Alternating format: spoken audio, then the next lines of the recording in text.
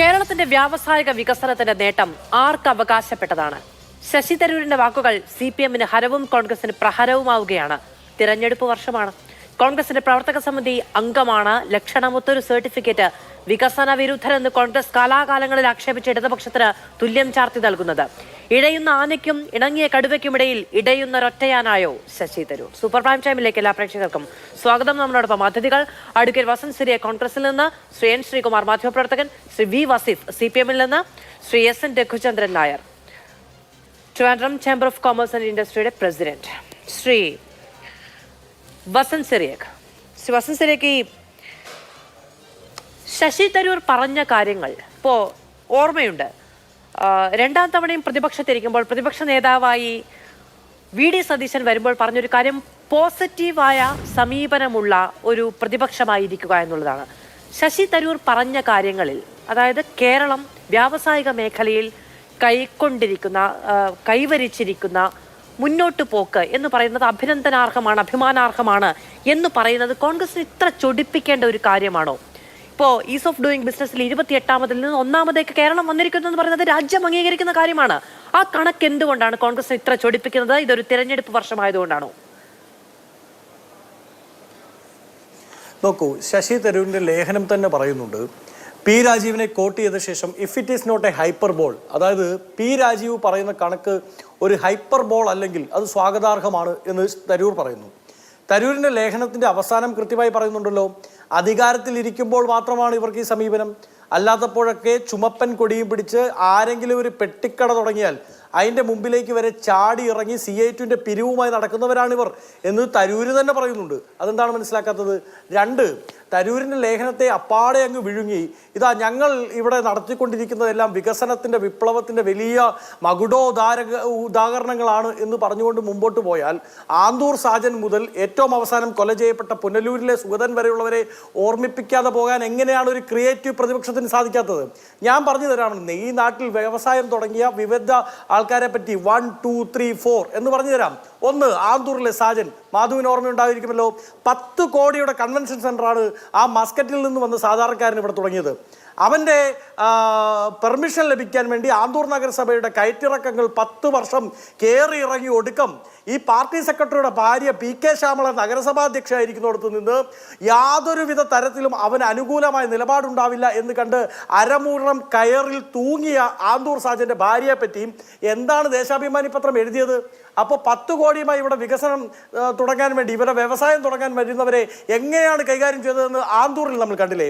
ഇനി പുനലൂരിൽ ദുബായിൽ നിന്നാണ് സുഗതൻ എന്ന് പറയുന്ന പാവപ്പെട്ടവൻ വരുന്നത്. 6 കോടി രൂപയുടെ പദ്ധതിയുമായി വന്നത്.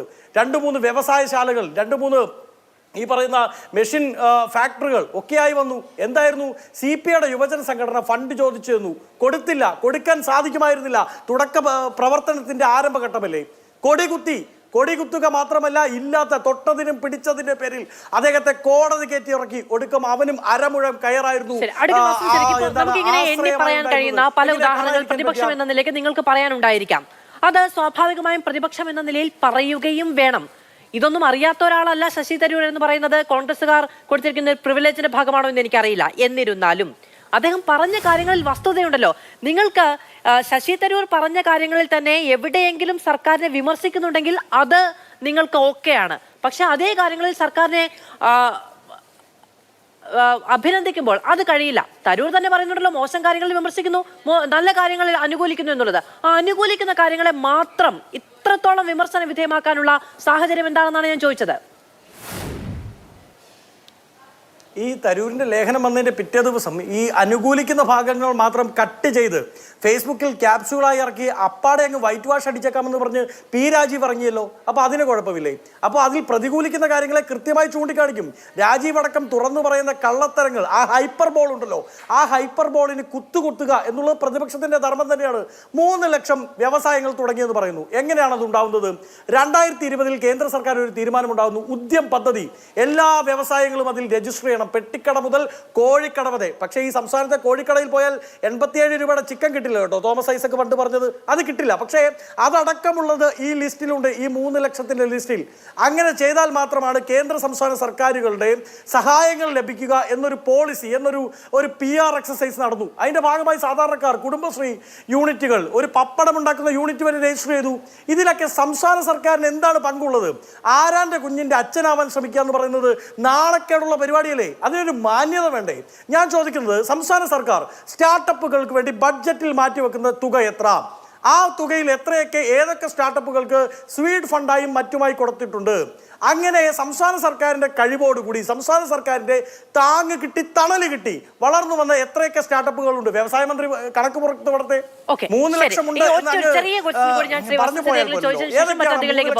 ഈ പറയുന്ന വിമർശനങ്ങളൊക്കെ അങ്ങനെ നിൽക്കുമ്പോൾ ഇത്ര കുത്തഴിഞ്ഞ ഒരു സംവിധാനമാണ് ഇവിടെ നടപ്പിലാകുന്നത് എങ്കിൽ എങ്ങനെയാണ് നമ്മൾക്ക് ഈ മുന്നോട്ട് പോക്ക് സാധ്യമായത്? ഈസ് ഓഫ് ഡൂയിങ് ബിസിനസ്സിൽ എങ്ങനെയാണ് ഈ കൃത്യമായ മാനദണ്ഡങ്ങൾ അനുസരിച്ച് ഈ ഇത്രയധികം സൂക്ഷ്മ പരിശോധന നടത്തുന്ന ഒരു സംവിധാനത്തിൽ നിന്ന് നമുക്കറിയാം, കഴിഞ്ഞ തവണയൊക്കെ 2020-ൽ 28ാം സ്ഥാനത്ത് നിന്നാണ് കേരളം ഈ പറയുന്ന വലിയ മുന്നേറ്റം കൈവരിച്ചിരിക്കുന്നത്. എങ്ങനെ അത് സാധ്യമായി?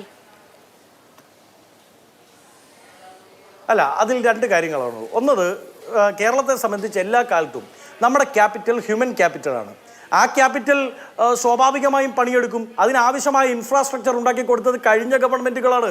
ഇവിടെ ഇൻഫോ പാർക്ക്, കിൻഫ്ര അടക്കം സാഹചര്യങ്ങൾ, ഈ ഹ്യൂമൻ ക്യാപിറ്റലിന് ഇവിടെ വ്യവസായം തുടങ്ങാൻ, അവർ ഐഡിയ പുഷപ്പ് ചെയ്യാനുള്ള ബേസിക് ഇൻഫ്രാസ്ട്രക്ചർ ഉണ്ടായി. ആ ബേസിക് ഇൻഫ്രാസ്ട്രക്ചർ കൊടുത്തതാരാം? കിൻഫ്ര തുടങ്ങിയതാരാം? ഇൻഫോ പാർക്ക് തുടങ്ങിയതാരാം? അക്ഷയ സെന്ററുകൾ തുടങ്ങിയതാരാം? ഇതൊക്കെ ഒരു ബേസിക് ഇൻഫ്രാസ്ട്രക്ചർ ലഭ്യമാകുമ്പോൾ ഇവിടുത്തെ സാധാരണക്കാരായിട്ടുള്ള യുവാക്കൾ വരെ അവരുടെ ഐഡിയയുമായി മുമ്പോട്ട് വരുന്നു. കോയമ്പത്തൂരിൽ 60% വ്യവസായം തുടങ്ങുന്ന മലയാളിയാണെന്നേ.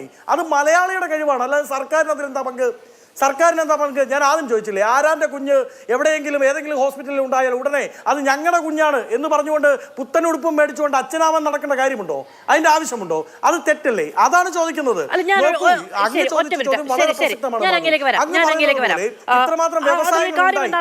ഒരു സംസ്ഥാനം ഈ പറയുന്ന ഒരു എടുത്തു പറയത്തക്ക നേട്ടം കൈവരിക്കുന്നത് ഒരു സംസ്ഥാനം, ഒരു സർക്കാർ ഭരിക്കുമ്പോഴാണ് എന്ന് അവകാശപ്പെടുന്നതിൽ എന്താണ് തെറ്റ് എന്നത് എനിക്ക് മനസ്സിലാകുന്നില്ല. ഇനി അവകാശപ്പെടുന്നത് ശരി, അതിനപ്പുറം നിങ്ങളുടെ പ്രവർത്തക സമിതി അംഗം, നിങ്ങളുടെ കേരളത്തിലെ ഏറ്റവും തലയെടുപ്പുള്ള നേതാവെന്ന് നിങ്ങൾ തന്നെ പറയുന്ന ആളാണ്. അത് നിങ്ങളുടെ ആഭ്യന്തര വിഷയം, അതിലേക്ക് നമുക്ക് പിന്നീട് വരികയും ചെയ്യാം. ഈ പറയുന്ന നേരത്തെ പറഞ്ഞ പോലെ ഈ സർട്ടിഫിക്കറ്റ് തുല്യം ചാർത്തി നൽകുന്നത് കോൺഗ്രസിൽ നിന്ന്, കോൺഗ്രസിലെ ഏറ്റവും പ്രധാനപ്പെട്ട നേതാക്കളിൽ ഒരാൾ തന്നെയാണ് എന്നുള്ളതാണെന്ന്. ഇനി ഈ പറയുന്ന മുന്നോട്ട് പോക്ക്, ഈ പറയുന്ന 1ാം സ്ഥാനം കോൺഗ്രസ് ഭരിച്ച കാലത്താണ് കിട്ടുന്നത് എങ്കിൽ കോൺഗ്രസുകാർ ഇത് അവകാശപ്പെടില്ലേ? കോൺഗ്രസുകാർ പിന്നീട് എല്ലാ കാലത്തും പറയില്ലേ, കേരളം ഈ വ്യാവസായിക വികസനത്തിന്റെ കാര്യത്തിൽ കോൺഗ്രസ് ഭരിച്ചപ്പോഴാണ് 1ാം സ്ഥാനത്ത് വന്നത് എന്ന് പറയില്ലായിരുന്നോ?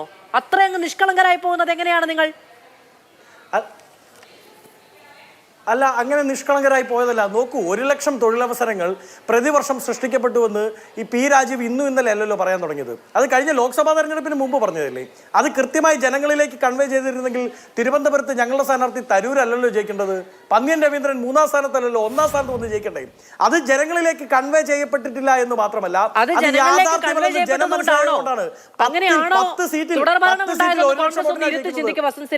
ഒന്ന് ഇരുത്തി ചിന്തിക്കുക. അത് കൺവേ ചെയ്യപ്പെട്ടുകൊണ്ടാണോ ഈ പറയുന്ന കോൺഗ്രസ് 2ാം വീണ്ടും പ്രതിപക്ഷത്തിരുന്നതും CPM വീണ്ടും തുടർ ഭരണത്തിലേക്ക് വന്നത് എന്ന് കോൺഗ്രസ് ഒന്ന് ഇരുത്തി ചിന്തിക്കുക. നിങ്ങളുടെ ഈ കലഹങ്ങളും ഈ പറയുന്ന പടലപ്പിണക്കങ്ങൾക്കും ഇടയിൽ അതുകൂടി ഒന്ന് ചിന്തിക്കും. ഭരണത്തിലേക്ക് അമേരിക്കൻ അവാർഡ് കൊണ്ടുപോയി കൊടുത്ത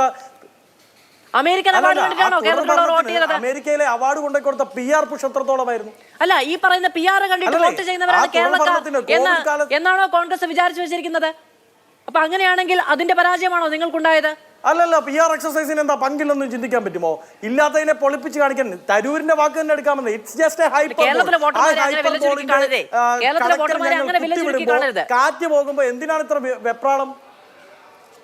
അല്ല,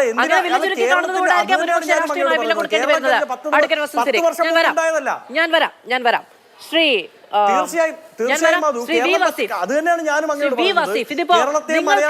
നിങ്ങൾ പോലും പ്രതീക്ഷിക്കാതിരുന്ന ഒരിടത്തു നിന്ന് വലിയ അഭിമാനത്തോടെ സർക്കാരും വ്യാവസായിക വകുപ്പ് മന്ത്രിയും CPM-ഉം എല്ലാം കിട്ടുന്ന എല്ലാ വേദികളിലും കൃത്യമായി ജനങ്ങളിലേക്ക് കമ്മ്യൂണിക്കേറ്റ് ചെയ്യാൻ ശ്രമിക്കുന്നുണ്ട്. ഈസ് ഓഫ് ഡൂയിങ് ബിസിനസ്സിൽ കേരളം 1ാമതാണ്.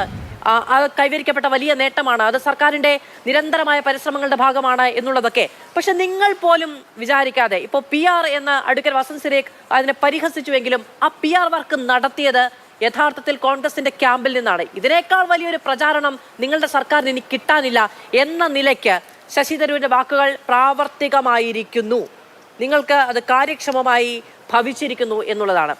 ഇതിൽ പ്രതിപക്ഷം സ്വീകരിക്കുന്ന നിലപാടിനെ CPM എങ്ങനെയാണ് കാണുന്നത്? മുഖ്യമന്ത്രി അടക്കം പാർട്ടി സെക്രട്ടറി അടക്കം എല്ലാവരും തരൂരിനെ ആവർത്തിച്ച് പുകഴ്ത്തുകയാണ്. അപ്പോൾ കോൺഗ്രസ് അപ്പുറത്ത് ചോദിക്കുന്ന ഒരു ചോദ്യം കൂടിയുണ്ട്, കേന്ദ്ര സർക്കാരിനോട് തരൂർ സ്വീകരിച്ച നിലപാടും CPM അംഗീകരിക്കുന്നുണ്ടോ എന്ന്.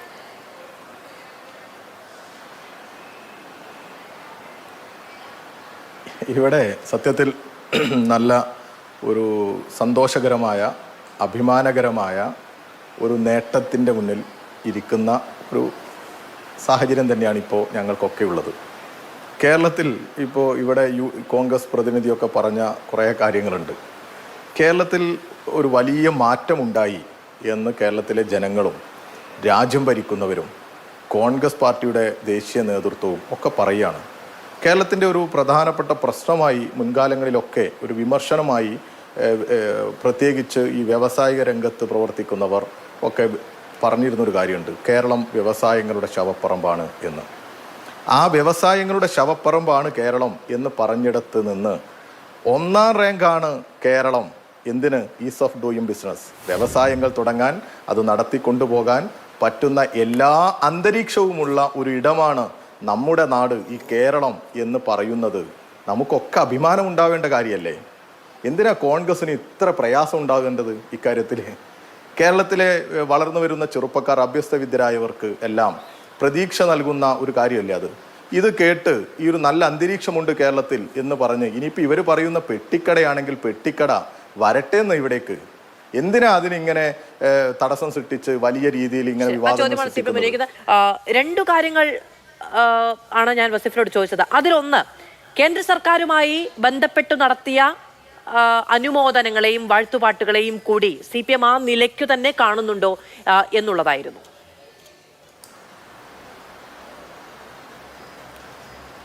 ഇവിടെ ഞാൻ നേരത്തെ പറഞ്ഞു, ഇത് ഒരു CPM-ന് മാത്രം ലഭിക്കുന്ന അല്ലെങ്കിൽ ഇടതുപക്ഷത്തിന്, ഞങ്ങളുടെ ഭരണത്തിന് മാത്രം ലഭിക്കുന്ന ഒരു അംഗീകാരമായി കാണാൻ ഞങ്ങൾ തയ്യാറല്ല. ഇത് കേരളത്തിൻ്റെ നേട്ടമായി കാണണം. ഞങ്ങൾ അങ്ങനെ തന്നെയാണ് കാണുന്നത്, കേരളത്തിൻ്റെ നേട്ടമായി കാണണം. അതിൽ ഭരിക്കുന്ന ഗവൺമെൻറ്, അതിന് നേതൃത്വം കൊടുക്കുന്ന പാർട്ടി എന്നുള്ള നിലക്ക് ഞങ്ങൾക്ക് കുറച്ചൊരു പങ്കുണ്ട് എന്നുകൂടി അംഗീകരിക്കണം. ഞങ്ങളുടെ ഒരു ഇടപെടലുണ്ട്. പിന്നെ ശശി തരൂർ മാത്രമല്ല കേട്ടോ, നേരത്തെ ഇടതുപക്ഷം കേരളം ഭരിക്കുന്ന സമയത്ത് മറ്റൊരു മഹാൻ, ഒരു പ്രമുഖ വ്യക്തി, അദ്ദേഹത്തിൻ്റെ പേര് നിങ്ങൾക്കൊക്കെ അറിയാം, വസന്തിനും അറിയാമായിരിക്കും, വേണമെങ്കിൽ ഞാൻ ആ വീഡിയോ അയച്ചു തരാം. അദ്ദേഹത്തിൻ്റെ പേര് ശ്രീമാൻ AK ആൻ്റണി എന്നുള്ളതാണ്.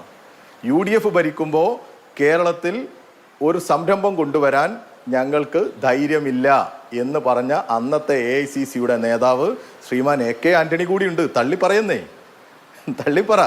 അദ്ദേഹം പറഞ്ഞിട്ടുണ്ട്, ഇടതുപക്ഷത്തെ പുകഴ്ത്തിയിട്ടുണ്ട്. ഈ കേരളത്തിനകത്ത് സംരംഭങ്ങൾ ആരംഭിക്കാൻ, പദ്ധതികൾ ആരംഭിക്കാൻ, വൻകിട പദ്ധതികൾ ആരംഭിക്കാൻ UDF കേരളം ഭരിക്കുന്ന സമയത്ത് പറ്റില്ല എന്ന് പറഞ്ഞിരുന്നു. എന്നാൽ ഇവിടെ UDF നേതാക്കന്മാർ പോലും, അത് ആന്റണി ആവട്ടെ, ശശി തരൂരാവട്ടെ, എല്ലാവരും പറയുന്നു ഈ ഭരണ നേതൃത്വം എന്ന് പറയുന്നത് കേരളത്തിൻ്റെ മുന്നോട്ടുള്ള പോക്കിന് ശരിയായ ഇടപെടൽ നടത്തുന്ന ഒരു നേതൃത്വമാണ്. അതിൻ്റെ ഗുണങ്ങൾ വരുന്നു. അതൊരു ഗവൺമെന്റിന്റെ നേതൃത്വത്തിലിരിക്കുന്ന മന്ത്രിയോ മുഖ്യമന്ത്രിയോ മാത്രം വിചാരിച്ചുകൊണ്ട് നടക്കും എന്നുള്ള അഭിപ്രായമൊന്നും ഞങ്ങൾക്കില്ല കേട്ടോ. അങ്ങനെ ഒരു ധാരണയും ഞങ്ങൾക്കില്ല. നമുക്ക് ഒരുമിച്ച് ഈ കേരളത്തെ കൈപിടിച്ച് മുന്നോട്ട് കൊണ്ടുപോകാം എന്നുള്ളതാണ്. അവിടെ ഇങ്ങനെ ചളി വാരിയെറിഞ്ഞ് ഇവിടെ അപ്പാടെ മോശമാണ് എന്നൊന്നും പറയണ്ട. ചെറിയ പങ്കൊക്കെ കല്ലിട്ട് പോയിരുന്ന ഉമ്മൻചാണ്ടിക്കും ഞങ്ങൾക്ക് കൊടുക്കാൻ തയ്യാറാ, അതിനൊന്നും തർക്കമില്ല. കല്ലിട്ട് പോയിട്ടുണ്ട്, അങ്ങനെ ചെയ്തിട്ടുണ്ട് എന്നുള്ളതൊക്കെ നമ്മുടെ മുമ്പിലുണ്ട്. പിന്നെ തെറ്റായ കുറെ കാര്യങ്ങൾ പറഞ്ഞു. നാഷണൽ ക്രൈം റെക്കോർഡ് ബ്യൂറോയുടെ ഒരു കണക്കുണ്ട്. ആ കണക്കിൽ ഇങ്ങനെ തർക്കിക്കല്ലേ, നിങ്ങൾ പറഞ്ഞതൊക്കെ പാടെ അസംബന്ധങ്ങൾ പറഞ്ഞിട്ട് ഞാൻ മിണ്ടിയിട്ടില്ല. മാധു, അതൊന്ന് ഇടപെട്. ഞാൻ ഈ അസംബന്ധം പറഞ്ഞ മിണ്ടിയില്ല. ഒച്ച ഉണ്ടാക്കാൻ അത്യാവശ്യം നന്നായിട്ട് അറിയുന്നതാണ്. നല്ല രീതിയിൽ പോകും. കാരണം ഇതൊരു കേരളത്തിന്റെ ഒരു നല്ല പോക്കിന് വേണ്ടിയുള്ള ചർച്ചയാണ്. വസന്തേ നിങ്ങൾ പറഞ്ഞപ്പോ നിങ്ങളുടെ അവസരത്തിൽ പറ, ഇങ്ങനെ ചാടിക്കയറി അസ്വസ്ഥനാവല്ലേ. നിങ്ങൾ സതീശന് പഠിക്കല്ലേ? അതെ, സതീശന് പഠിക്കല്ലേ? വെയിറ്റ്, ഇവിടെ ഞാൻ പറയാം, നാഷണൽ ക്രൈം റെക്കോർഡ് ബ്യൂറോയുടെ ഒരു കണക്കുണ്ട്. ഇതൊക്കെ കണക്ക് വെച്ചാണ് ശശി തരൂരായാലും ഞങ്ങളായാലും ഒക്കെ പറയുന്നത്. ഇതൊന്നും CPM ഓഫീസിൽ നിന്ന് പുറത്തുവിടുന്ന കണക്കല്ല. ആ കണക്കിൽ ഏറ്റവും കൂടുതൽ ബിസിനസ്സുകാർ ആത്മഹത്യ ചെയ്ത ഒരു സംസ്ഥാനത്തിന്റെ പേരുണ്ട്. ആ സംസ്ഥാനം ഭരിക്കുന്നത് ആരാണ്? കോൺഗ്രസ് ആണ്. അവിടെ 2022 കണക്കിൽ 2538 പേരാണ് ആത്മഹത്യ ചെയ്തത്, വ്യവസായികൾ. പിന്നെ ഉള്ളത് മഹാരാഷ്ട്രയാണ്, 1702 പേരാണ്. പിന്നെ ഉള്ളത് തമിഴ്നാടാണ്, പിന്നെ പശ്ചിമ ബംഗാളാണ്, മധ്യപ്രദേശാണ്. അങ്ങനെ ഒരു കണക്കൊക്കെ ഇതിനകത്തുണ്ട്. ഇതിലൊക്കെ ഒരു പഠനവും കാര്യങ്ങളൊക്കെ നടക്കുന്നുണ്ട്. അവിടെയെല്ലാം എല്ലാ സൂചകങ്ങൾ എടുത്താലും കേരളത്തിൽ വലിയ മുന്നേറ്റമുണ്ട്. അത് വ്യവസായങ്ങൾ തുടങ്ങാൻ, സംരംഭങ്ങൾ തുടങ്ങാൻ സാധിക്കുന്നുണ്ട്. പിന്നെ നമ്മൾ കാണേണ്ടത്, ഇന്ന് രാജ്യം ഭരിക്കുന്നത് BJP ആണ്. എങ്ങനെ കേരളത്തിന്റെ വികസനത്തെ, കേരളത്തിന്റെ മുന്നോട്ട് പോക്കിനെ ഏതൊക്കെ വഴിയിൽ വെച്ച് തടയാൻ പറ്റുമോ ആ വഴിയിലെല്ലാം തടയാൻ പരിശ്രമിക്കുന്നവരാണ് കേന്ദ്രം ഭരിക്കുന്നത്. എന്നാൽ ഇവിടെ ഈ കേരളത്തിൽ ആ തടസ്സങ്ങളെ എല്ലാം തട്ടിമാറ്റിക്കൊണ്ട് എങ്ങനെ വളരെ പോസിറ്റീവായി കേരളത്തെ മുന്നോട്ട് കൊണ്ടുപോകാം എന്ന ആലോചനയാണ് നടത്തുന്നത്. കോട്ടയത്തെ വെള്ളൂരിലെ ന്യൂസ് പ്രിന്റ് ലിമിറ്റഡ് ഉണ്ട്, നമ്മുടെ ന്യൂസ് പ്രിന്റ് ഉൽപ്പാദിപ്പിക്കുന്ന കമ്പനിയുണ്ട്. അടച്ചുപൂട്ടാൻ തീരുമാനിച്ചതായിരുന്നു കേന്ദ്ര ഗവൺമെന്റ്. അത് സ്വകാര്യ മേഖലയിലേക്ക് വിൽക്കാനും അത് അടച്ചുപൂട്ടാനും തീരുമാനിച്ച കേന്ദ്ര ഗവൺമെന്റിനോട് ഞങ്ങൾ ഏറ്റെടുത്തുകൊള്ളാം എന്ന് പറഞ്ഞ് സർക്കാർ, കേരളത്തിലെ ഗവൺമെന്റ് ഏറ്റെടുത്ത് അത് നല്ല രീതിയിൽ നടത്തി ലാഭകരമായി മുന്നോട്ട് പോകുന്നു. ഇന്ന് കേരളത്തിലെയും ഇന്ത്യയിലെയും പ്രധാനപ്പെട്ട മാധ്യമങ്ങൾ, പത്രസ്ഥാപനങ്ങൾ അവിടെ പത്രമടിക്കുന്നു. അവിടെ നിന്നുള്ള ഈ പേപ്പറുകൾ, അവിടെ നിന്നുള്ള പേപ്പറുകൾ വാങ്ങി പത്രമടിക്കുന്നു. അത് ലാഭകരമായി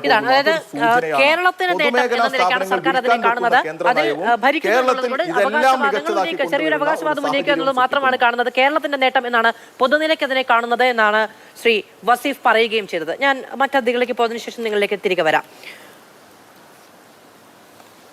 ശ്രീ രഘുചന്ദ്രൻ നായർ, ഇതിൽ CPM അവകാശവാദം ഉന്നയിക്കുന്നുണ്ട്, കോൺഗ്രസ് അവകാശവാദം ഉന്നയിക്കുന്നുണ്ട്. കാലാകാലങ്ങളിൽ മാറി മാറി ഭരിച്ച സർക്കാരുകൾക്ക് നമ്മുടെ കേരള മോഡൽ വികസനത്തിൽ കൃത്യമായ അവകാശവാദം ഉന്നയിക്കാനുള്ള ധാർമ്മികമായ അടിത്തറയുണ്ട് താനും. കേരളത്തിൽ പെട്ടെന്ന് ഒരു മാറ്റം വന്നിട്ടുണ്ട്, കാഴ്ചപ്പാടിൽ മാറ്റം വന്നിട്ടുണ്ട് എന്നുള്ളത് വ്യാവസായിക ലോകം തിരിച്ചറിയുന്നുണ്ടോ? മാധു, ഇതിൽ ഒരു കാര്യം പറയട്ടെ. നമുക്ക് ആദ്യം കേരളത്തിനെ പറ്റി ഒരു പെർസെപ്ഷൻ ഉണ്ട്. ഒരു പെർസെപ്ഷൻ പ്രോബ്ലം പുറത്ത് കണ്ടത് കേരളം ഒരു നല്ലൊരു ഇൻവെസ്റ്റർ ഫ്രണ്ട്ലി സ്റ്റേറ്റ് അല്ല എന്നുള്ളതായിരുന്നു നേരത്തെ ഒരു പെർസെപ്ഷൻ ഉണ്ട്. അത് കാര്യം നമ്മൾ പ്രോപ്പറായിട്ട് ഒരു PR വർക്ക് ചെയ്യുകയോ അതിന് വേണ്ടി നമ്മളിപ്പോൾ റെസിഡന്റ് കമ്മീഷണർ മുതൽ ഡൽഹിയിൽ ഓരോരുത്തരും നമ്മൾ അവിടെ ഇരുത്തിയിട്ടുണ്ട്.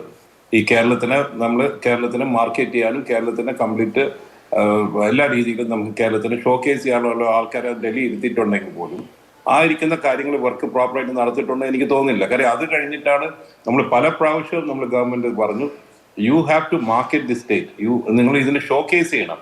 ഇപ്പം നമ്മൾ ബാക്കിയുള്ള ഫോറിൻ എംബസീസിലുള്ള ആൾക്കാരെ വിളിച്ചിട്ട് അവരെ വിളിച്ച് ഒരു മീറ്റിംഗ് നടത്തി കേരളത്തിനെ പറ്റി പറയും. കാര്യം ഞങ്ങൾ ഈ എംബസീസ് ആയിട്ട് കൂടുമ്പം നമ്മൾ ചോദിക്കാറുണ്ട്, നിങ്ങൾക്ക് കേരളത്തിൽ ഇൻവെസ്റ്റ് ചെയ്യാൻ എന്തുകൊണ്ട് നോക്കുന്നില്ല എന്ന് പറയുമ്പോൾ അവർ പറയുന്നത്, no we don't look at Kerala because it is not in our radar എന്ന് പറയും. അപ്പം ഞങ്ങളുടെ ഭാഗത്ത് ഞങ്ങൾ പറയുന്നത്, what you are saying is totally wrong. ഇവിടുത്തെ പെർസെപ്ഷൻ പ്രോബ്ലം ആണ്. അപ്പോൾ പെർസെപ്ഷൻ മാറി വന്നു. ഇപ്പൊ ഗവൺമെന്റ് തന്നെ മനസ്സിലാക്കിയിട്ട് ഇപ്പൊ രാജീവ് മിനിസ്റ്റർ തന്നെ ഡൽഹി ചെന്നു, അവിടുത്തെ എംബസിക്കാരെ വിളിച്ചു, സംസാരിച്ചു. ഇത് എല്ലാവരുടെയും ഇൻപുട്സ് വാങ്ങിച്ചിട്ടാണ്, നമ്മൾ ചേംബർ ഓഫ് കോമേഴ്സിന്റെയും CIAയുടെയും എല്ലാവരുടെയും ഇൻപുട്സ് വാങ്ങിച്ചിട്ടാണ് ഞങ്ങൾ അതിനെ കൊണ്ടുപോയി, അദ്ദേഹം തന്നെ കൊണ്ടുപോയി അത് അവിടെ പോയി പ്രസന്റ് ചെയ്യുകയൊക്കെ ചെയ്തു. അപ്പൊ പെർസെപ്ഷൻ മാറി കിട്ടിയാൽ, അതിപ്പോ UDF ആയാലും LDF ആയാലും BJP ആയാലും പെർസെപ്ഷൻ മാറി കിട്ടിയാൽ മാത്രമേ കേരളത്തിന്റെ ഒരു പിക്ചർ നമുക്ക് ക്ലാരിറ്റി കൊടുക്കാൻ പറ്റൂ. ഒന്ന്. രണ്ടാമത്തെ കാര്യം ഞാൻ ചോദിക്കുന്നത്, ഒരു നല്ല കാര്യം, ഒരു നമ്മളിപ്പോ ഈ ഇരിക്കുന്ന റാങ്കിങ് ആയാലും ആരായാലും ഇത് ചെയ്യുന്ന നീതി ആയോഗൊക്കെ അല്ലേ, അപ്പൊ അവർ റാങ്കിങ്ങോ അല്ലെങ്കിൽ ഇന്റർനാഷണൽ റാങ്കിങ്ങോ ഒക്കെ വരുമ്പം നല്ല റാങ്കിങ് വരുമ്പോൾ നമ്മളെല്ലാവരും സന്തോഷിക്കണ്ടല്ലോ. ഇത് കേരളത്തിന്റെ വിജയമല്ലേ. അതിപ്പോ UDF ആയാലും ശരി, LDF ആയാലും ശരി, BJP ആയാലും, നമുക്ക് ഒരാൾ പറയുന്നു കേരളത്തിൽ നല്ല രീതിയിൽ നമുക്ക് ഇതൊരു നല്ല രീതിയിൽ പ്രവർത്തിക്കുന്നുണ്ട് എന്ന് പറയുന്നത്, അത് ഡോക്ടർ തരൂർ ചെയ്തിരിക്കുന്നത്. ഡോക്ടർ തരൂർ ഇത് പോളിറ്റിക്സ് കളിച്ചിട്ടില്ല. ഇതിൽ പുള്ളി അതേ ഒരു സ്റ്റേറ്റ്സ്മാൻ ആണ്. ഒരു സ്റ്റേറ്റ്സ്മാൻ എന്ന് പറയുന്നത് നല്ലത് കണ്ടാൽ നല്ലത് പറയുക എന്നുള്ളതാണ്. ഇപ്പൊ കേന്ദ്ര ഗവൺമെന്റ് നന്നായി ചെയ്യുമ്പോൾ, നല്ല കാര്യം ചെയ്യുമ്പോൾ അദ്ദേഹം പറയാറുണ്ടല്ലോ കേന്ദ്ര ഗവൺമെന്റ് ചെയ്തിരിക്കുന്ന നല്ല കാര്യങ്ങളാണ്. അപ്പൊ അത് ട്രംപിന്റെ ഒരു ഭരണത്തിന്റെ കാര്യം അദ്ദേഹം പറഞ്ഞു.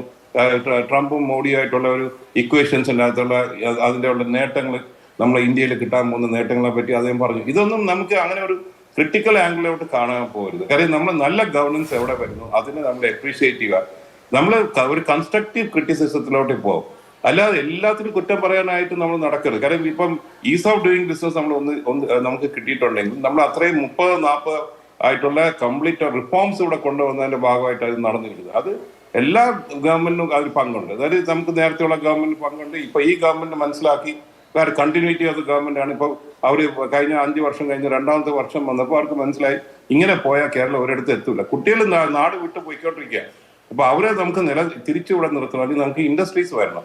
അപ്പൊ നോൺ പൊള്യൂട്ടിങ് ഇൻഡസ്ട്രീസ് മാത്രമേ കേരളത്തിൽ വരാൻ പറ്റുള്ളൂ. കാര്യം പൊള്യൂട്ടിങ് ഇൻഡസ്ട്രീസ് വരാൻ പറ്റുള്ളൂ. കാര്യം ഇവിടെ ടാറ്റ, ബിർള, ഡാൽമിയ വന്ന് കച്ചവടം ചെയ്ത സംസ്ഥാനമാണ് രാജഭരണ കാലത്ത് പോലും.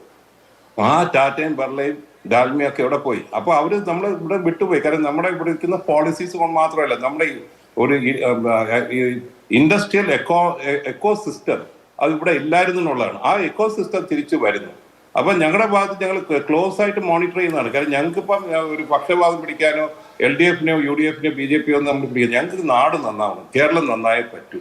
അപ്പൊ അതിന്റെ ഭാഗത്ത് നമ്മൾ ഇപ്പൊ കേരളത്തിനായിട്ട് യോജിച്ച ഒരു വ്യവസായം എന്ന് പറഞ്ഞാൽ MSME, സ്റ്റാർട്ടപ്സ്, IT മേഖല, ഹെൽത്ത് കെയർ, ടൂറിസം, അങ്ങനെയുള്ള എല്ലാ മേഖലയിലും നമ്മൾ ശ്രദ്ധിച്ചാൽ നമുക്ക് തീർച്ചയായിട്ടും നമുക്ക് ഇവിടെ എംപ്ലോയ്മെന്റ് ജനറേഷൻ വരാൻ പറ്റും, ആൾക്കാർക്ക് വരാം. അപ്പൊ ഇതിലൊക്കെ നല്ലതായിട്ടുള്ള റിസൾട്ട്സ് വരുമ്പം തീർച്ചയായിട്ടും നമ്മൾ അതിനെ ഒന്ന് നമുക്ക് സപ്പോർട്ട് ചെയ്ത് നമുക്ക് ഒരു എൻകറേജ്മെന്റ് ആയിട്ട് ഒരു 2 വാക്ക് പറയുന്നത് തെറ്റൊന്നുമില്ല. ഇത് 18ാം സ്ഥാനത്ത് നിൽക്കുന്ന ഒരു സംസ്ഥാനത്തിലേക്ക് ഒരു വലിയ എമൗണ്ട് കൊണ്ടുപോയി മുടക്കുക എന്നുള്ള നിലയ്ക്കായിരിക്കില്ല കുറച്ചുകൂടി വ്യവസായ സൗഹൃദമായ ഒരു അല്ലെങ്കിൽ ഏറ്റവും ഇന്ത്യയിൽ തന്നെ ഏറ്റവും വ്യവസായ സൗഹൃദമായ ഒരു സംസ്ഥാനത്തേക്ക് അവനവന്റെ സമ്പാദ്യം, അവനവന്റെ പണം കൊണ്ടുപോയി മുടക്കുക എന്ന നിലയ്ക്ക് ഇൻവെസ്റ്റേഴ്സ് കാണുന്നത് എന്നുള്ളത് എടുത്തു പറയേണ്ടത് തന്നെയാണ്. അത് അങ്ങനെ ഒരു നേട്ടം കേരളം കൈവരിച്ചിട്ടുണ്ടെങ്കിൽ ഇപ്പോൾ വ്യവസായ മന്ത്രി കഴിഞ്ഞ ദിവസം പോലും പറയുന്നുണ്ടായിരുന്നു, നമ്മൾ കൃത്യമായി അതിന് പ്രചാരണം നൽകുന്നില്ല. നമ്മുടെ നാട്ടിലല്ലെങ്കിൽ അതിന് പ്രചാരണം പിന്നെ നമ്മളല്ല അതിന് സ്പേസ് കൊടുക്കുന്നത്, നമ്മളല്ല അതിനുള്ള വേദി കണ്ടെത്തുന്നതെങ്കിൽ മറ്റാർക്കാണ് അതിന്റെ ബാധ്യത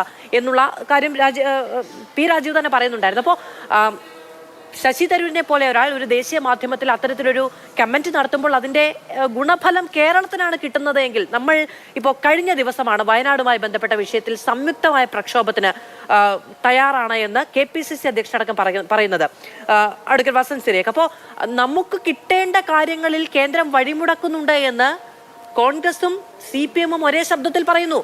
വേണമെങ്കിൽ യോജിച്ചുള്ള പ്രക്ഷോഭത്തിന് തയ്യാറാണ് എന്ന് പറയുന്നു. അപ്പൊ നമ്മൾ തന്നെ നമ്മുടെ വളർച്ചയ്ക്കുള്ള ഘടകങ്ങൾ, വഴികൾ, സാധ്യതകൾ കണ്ടെത്തേണ്ടുന്ന ആവശ്യകത കേരളം എന്ന സംസ്ഥാനത്തിനുണ്ട് എന്ന് രാഷ്ട്രീയ മാന്യങ്ങൾ തിരിച്ചറിയുന്നു. അപ്പൊ നമ്മൾക്കൊരു നല്ല പേര് ദേശീയ തലത്തിൽ കിട്ടുന്നു എന്നുള്ളത് വലിയ കാര്യമല്ലേ? ഇപ്പൊ അങ്ങ് നേരത്തെ പറഞ്ഞു ആരാന്റെ കുഞ്ഞിന്റെ അച്ഛനാകാൻ പോകുന്നു എന്നൊക്കെ. വസീഫ് അതിനെ എത്ര മനോഹരമായാണ് പറഞ്ഞത്.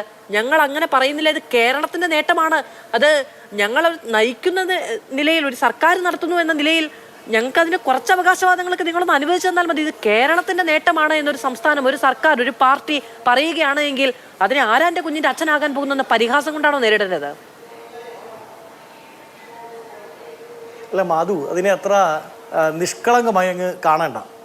വസീഫ് ഈ സർക്കാരിൻ്റെ നേട്ടങ്ങൾ എന്ന് പറയുന്ന ആ ഹൈപ്പർബോളിനെ കേരളത്തിൻ്റെ നേട്ടമായി നമുക്കങ്ങ് പതിച്ചു നൽകുന്നുണ്ടല്ലോ. അതിൻ്റെ അകത്ത് മറ്റൊരു ലക്ഷ്യം കൂടിയുണ്ട്. ഒന്ന്, സർക്കാരിനെതിരെ വിമർശനം ഉന്നയിച്ചാൽ അത് കേരളത്തിനെതിരെയുള്ള വിമർശനമാണ് എന്ന് വരുത്തി തീർക്കാനുള്ള ശ്രമമാണ്. അത് സംഘപരിവാർ അജണ്ടയാണ്. ഇവരിവിടെ അത് നടപ്പിലാക്കുന്നു. നമ്മൾ മോദി ഗവൺമെൻറ്റിനെ വിമർശിച്ചാൽ ഇന്ത്യയെ വിമർശിക്കുന്നുവെന്ന് അവർ പറയുന്നത് പോലെ നാളെ കേരള സർക്കാരിനെ വിമർശിച്ചാൽ കേരളത്തെ ആകെ അങ്ങ് വിമർശിക്കുന്നു എന്നുള്ള നയം ഇവർ സ്വീകരിക്കും. അതിനുള്ള ഒരു മുൻകൂർ ജാമ്യമായി മാത്രമേ ഞാൻ അതിനെ കാണൂ. ഇതെല്ലാം എന്നുള്ളതല്ലേ ചോദിച്ചത്. അപ്പൊ ആ കണക്കുകൾ കേരളത്തിന് അർഹതപ്പെട്ടതല്ല എന്ന നിലയ്ക്കല്ലേ ചൂണ്ടിക്കാണിക്കപ്പെട്ടത്? അതെ, അല്ലല്ല, അങ്ങനെയല്ലല്ലോ. ആ കണക്കുകൾ പറയാമെന്ന്. ഇപ്പൊ ഈ 3 ലക്ഷം തൊഴിലവസരങ്ങൾ എന്ന് പറയുന്നല്ലോ, 3 ലക്ഷം സ്റ്റാർട്ടപ്പുകൾ തുടങ്ങി, പുതിയ വ്യവസായങ്ങൾ തുടങ്ങി എന്നാണ് പറയുന്നത്. സ്റ്റാർട്ടപ്പ് മിഷന്റെ, കേരള സംസ്ഥാന സർക്കാരിന്റെ സ്റ്റാർട്ടപ്പ് മിഷന്റെ വെബ്സൈറ്റാണ് ഇപ്പോൾ എടുക്കുന്നതാണ്. ലൈവ് നമ്മൾ ആ വെബ്സൈറ്റിൽ പോയാൽ പുതിയതായി രജിസ്റ്റർ ചെയ്തിരിക്കുന്നത് ഏതാണ്ട് 7700 സ്റ്റാർട്ടപ്പുകളാണ്. പിന്നെ എങ്ങനെയാണ് മന്ത്രിക്ക് അത് 3 ലക്ഷം എന്ന് പറയാൻ സാധിക്കുന്നത്? അതെന്താ, സ്റ്റാർട്ടപ്പ് മിഷന്റെ വെബ്സൈറ്റ് മാത്രം 3 മിനിറ്റിൽ അപ്ഡേറ്റഡ് ആയില്ലേ?